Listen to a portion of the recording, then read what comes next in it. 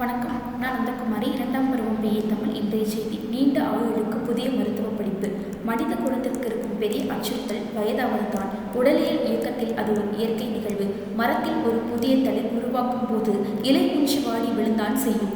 அதேபோல மனித உடலிலும் காலப்போக்கில் மாற்றங்கள் நிகழ்வது தவிர்க்க முடியாத ஒன்று. ஆனால் அண்மைக்கால மருத்துவ ஆராய்ச்சிகள் வயதாவதை தள்ளிப்போடும் அறிவியலை எட்டிப்பிடித்து விட்டன. மருத்துவ புரட்சி.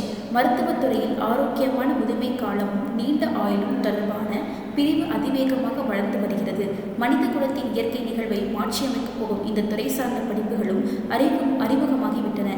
இந்த துறையை நீண்ட ஆயுளுக்கான மருத்துவம் அல்லது முதுமை எதிர்ப்பு அறிவியல் மரணத்தை யாரும் விரும்புவதில்லை.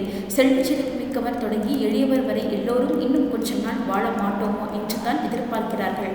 அதனால் ஆயுளை நீட்டிக்க வைக்கும் மருத்துவ ஆராய்ச்சிகளில் பல்லாயிரம் கோடி ரூபாய் முதலீடு செய்கின்றன நிறுவனங்கள். உலகம் முழுவதும் பல்கலைக்கழகங்கள், மருத்துவ நிறுவனங்கள் இணைந்து இந்த துறையில் தீவிரமாக ஆய்வுகளை மேற்கொண்டு வருகின்றன. துறைசார் ஆராய்ச்சிகள், உயிரணு மறுசீரமைப்பு, மரபணு பொறியியல், செயற்கை நுண்ணறிவு சார்ந்த நோய் கண்டறிதல் என்று ஒவ்வொரு நாளும் புதிய கண்டுபிடிப்புகள் வெளிவருகின்றன. மிகப்பெரிய வாய்ப்புகளை கொண்டிருக்கும் இந்த துறை நோக்கி சர்வதேச மாணவர்கள் பயணிக்க தொடங்கிவிட்டார்கள். தலை இந்தியாவில் உள்ள இளம் முறையினரும் இந்த துறை மீது கவனம் செலுத்த வேண்டும். வயதாவது என்பது இயற்கை நிகழ்வு என்றாலும் ஆரோக்கியமாகவும் செயல்திறனுடன் நீண்ட காலம் வாழ்வதற்கான அறிவியல் வழிமுறைகளை ஆராய்வதே அறிவியல் இத்துறையின் நோக்கம்.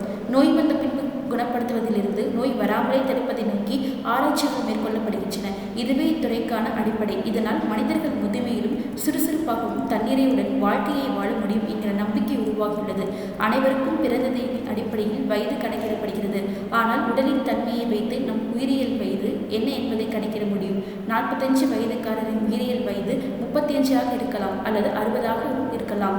எபிஜெனடிக் கிளாக்ஸ், டெலமோர் லென்த் ஆகிய பரிசோதனைகள் போல இரத்த பரிசோதனை மூலம் இதை அளவிட முடியும். நீண்ட ஆயுளுக்கான அறிவியல் துறையில் உயிரியல், உளவியல், தொழில்நுட்பம், ஊட்டச்சத்து ஆகிய அனைத்தும் அடங்குகின்றன. சிறு வட்டத்துக்குள் உழைஞ்சு கொண்டிருக்காமல் எதிர்காலத்தில் மிக பெரும் வளர்ச்சியை எட்ட உள்ள புதிய